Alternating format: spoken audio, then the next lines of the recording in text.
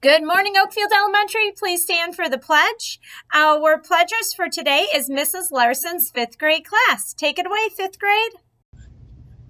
I pledge allegiance to the flag of the United States of America and to the republic for which it stands, one nation, under God, indivisible, with liberty and justice for all. Awesome job.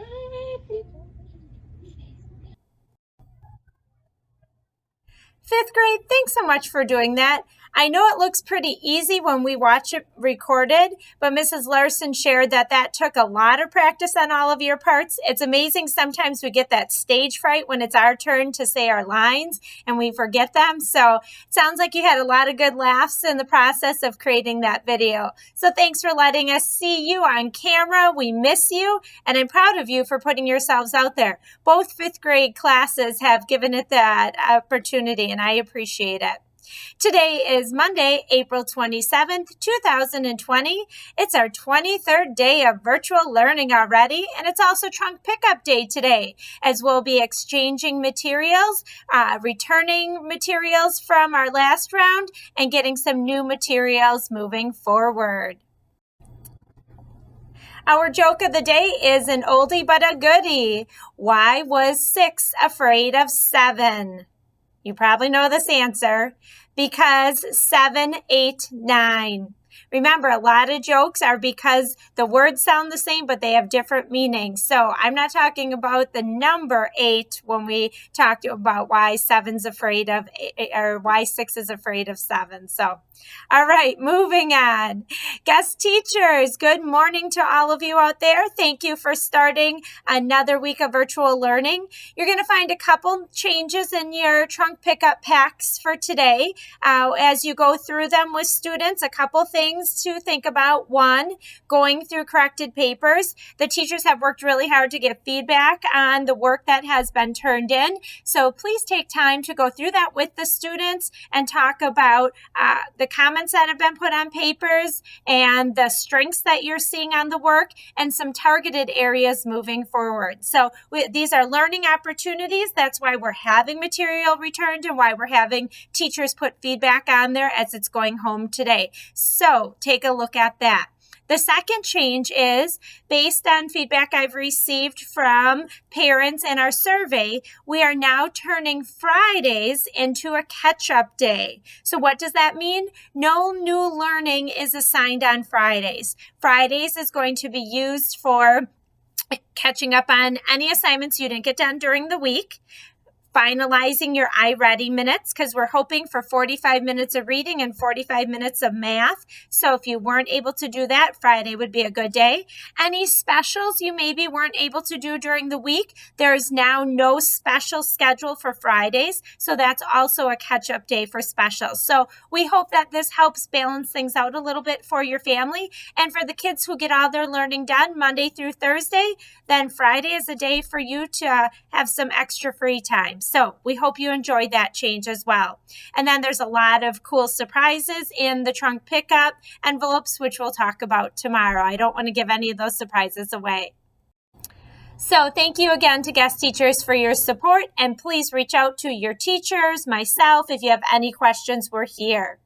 All right, our featured video for today comes to us from a kindergarten student in Mrs. Karras's class.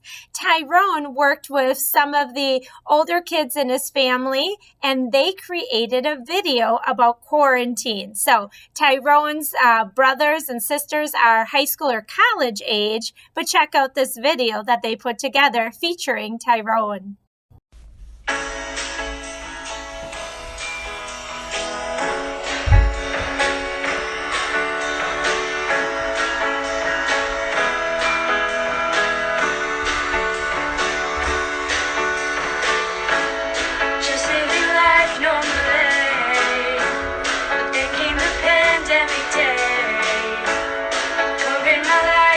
Changed by you.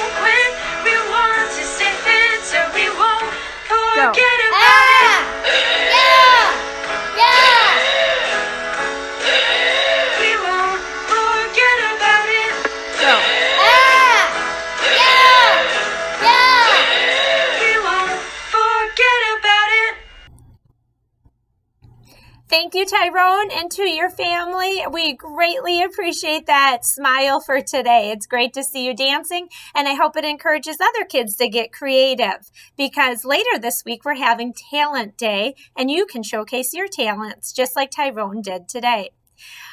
Our shout out today goes to our parent-teacher organization, and especially to our fruit sale fundraising organizers, Katie Fleury and Amy Steinke. In February and March, they ran a fruit sale to earn money for our parent-teacher organization. All of that money goes back to kids, either through classroom supplies that teachers can purchase, or our big drive moving forward is purchasing some new playground equipment. So all the hard work that they put into organizing the fruit sale, and to the kids who were able to sell fruit, that greatly benefits the program.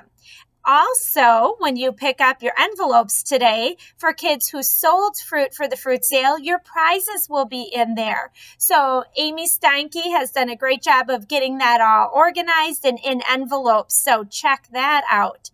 For those of you who are supposed to go to Dan's Village Bowl, obviously we're not able to do that this year, but the PTO purchased $10 gift cards that you get to go to Dan's Village Bowl and either order food because they're doing carryout right now, or wait till they are open for bowling this summer, and then you could go bowling and do a couple games there. So sadly, we had to cancel that field trip because of our virtual learning, but the positive is you're going to have some time to get to Dan's Village Bowl with your family, either soon for food or in the future when everything opens back up again. So thank you again to Amy Steinke and Katie Fleury. They put a lot of work into our PTO, especially the fundraisers and keeping everything organized, and we greatly appreciate it. And I know the kids are going to love the prizes headed their way today as well. In Oak Pride updates today, our new list is attached to this email, and today is Pajama Day. So if you already got dressed for the day, you can go change your clothes and get your pajamas back on, or use another day to do learning in your pajamas. Even though you have your pajamas on, you still have to do some learning, but it's fun to be snuggled up and learning with your jammies on. So each day, a teacher is creating a virtual spirit day, and today's day was Mrs. Colleen. So thank you, Mrs. Colleen, for that. And then just a reminder for parents, a couple things I already touched on with trunk pickup today. Also, don't forget yearbook orders are due, and are to remember if you were planning on doing that, you can also get that in today as well. So other than that, I think I covered everything with our parent information and guest teacher information. Okay, as I said, I want to end our videos each day with some type of mantra or message. And today I'm wrapping it up with the NFL draft. What? Football? I know, right? Mrs. Doyle watching the NFL draft? Crazy. It's amazing what quarantine is having us do, but it's true. I have never watched the NFL draft, and Thursday night, my family and I sat down and we did watch it.